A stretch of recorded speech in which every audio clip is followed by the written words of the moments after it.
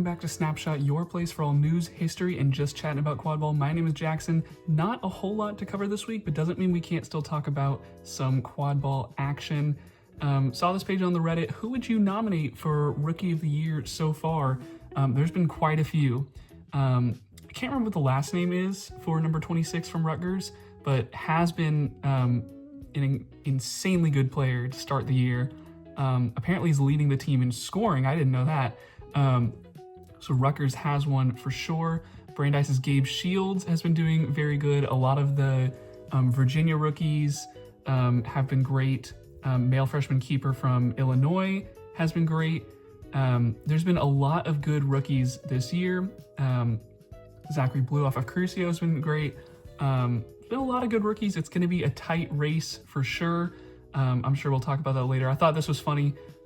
Definitely a funny video to go watch if you haven't seen it already on the Reddit. But let's talk about some of the quad ball action that happened this week. The Michigan Wolverines were back. Their first games of the year so far. There's a lot of games on here that don't have populated scores. Firstly, I believe it's because Bowling Green dropped out of this tournament. So it just ended up being Purdue, Michigan, Michigan State, and Case Western. With the caveat that it looks like Purdue did not play Crucio. I was not able to confirm that with anyone though. So if anyone knows if that game was played, please let me know. But let's talk about the games that did happen. Let's start with Michigan. 1 and 2 on the weekend. Defeated Purdue 180-120. Lost in a golden goal scenario to Case Western. And we'll take a look at the Michigan State one here in a second. But I mean, this game was back and forth literally the whole time. Michigan got out to a 4-2 run in the first 7.5 minutes. Crucio went and tied it up after that. Crucio started making a little bit of a run, started taking a lead. I believe it's a 4-goal lead at this point at 17:08. I think a 4-goal lead heading into flag owner on pitch. Michigan starts to bring it back, goes back and forth. Unfortunately, after 30 minutes, it's just not able to get the job done.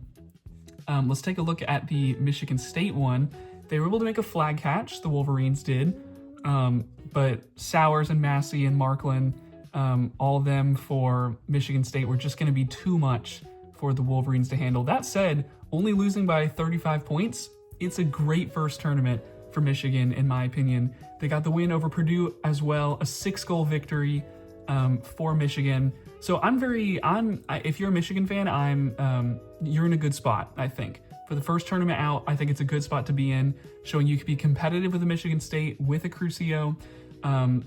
Now, are they going to be competitive with an Illinois or a Creighton, even a Mizzou who's looked slightly better? Maybe not. It'd be interesting to watch those games, but certainly Michigan can contend in the Midwest, I think. I don't think that's crazy to say. As for Crucio and Michigan State, they split last time they were out. It was a 1-1 split. Set score here appears to be 180, but it looks like Crucio did get this win 165-110. Zachary Blue was playing in this one, number 24, had a couple goals at the start. Titus Chan did well, of course, number 12. Looking a little bit more balanced between those two, and I think that's where Crucio can shine when they have that 1-2 punch of Blue and Chan. And I think Crucio is going to look a lot better because of it. Still, Michigan State bringing it within a 2 quad ball difference, losing by 55 points because of the flag runner.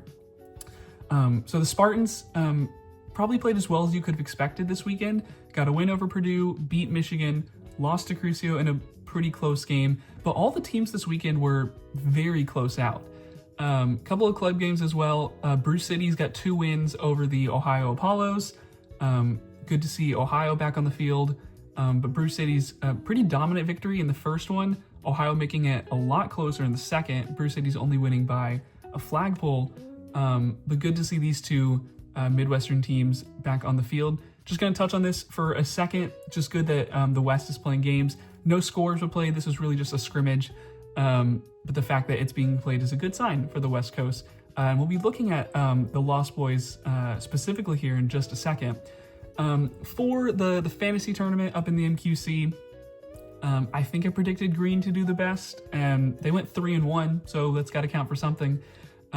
Green did play 4 games here and Black only 2, so I'm not sure if that's a typo or what happened, or maybe the schedule's just different than I expected, but congrats to the Green team.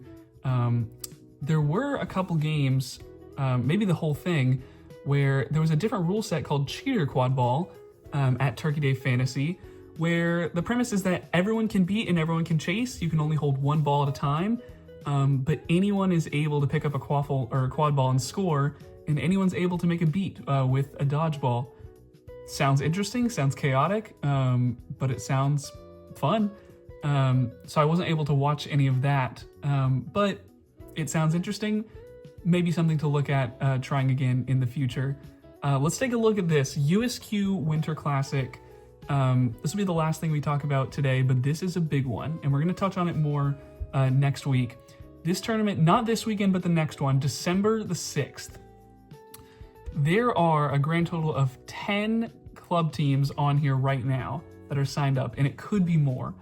But we talked about Lost Boys earlier. Lost Boys and Bay Area are currently signed up to attend Winter Classic. This will be held in North Carolina. Carolina Reapers are going to be there, of course. Chaos, Chicago United, DCQC, New Jersey Dice, Rain QC. Very much a lot of hype around this team early. I'm personally very excited to see how they do. Trainwreck, no Boom Train. So I'm curious if this is Trainwreck coming with Boom Train's roster, or if it is just Trainwreck coming, or if it's kind of that mixed roster that they did last time. Curious about this one. And Vermont United. No matter how you slice it, there's a lot of top competition here. Let's take a look at my rankings from a couple weeks ago. But Trainwreck / Boom Train will be there. Rain's going to be there. Chaos will be there. Dice will be there. DCQC and Vermont. So at least, what is that, 5, maybe 6 of the top 10 club teams are going to be there. This isn't my exact rankings anymore.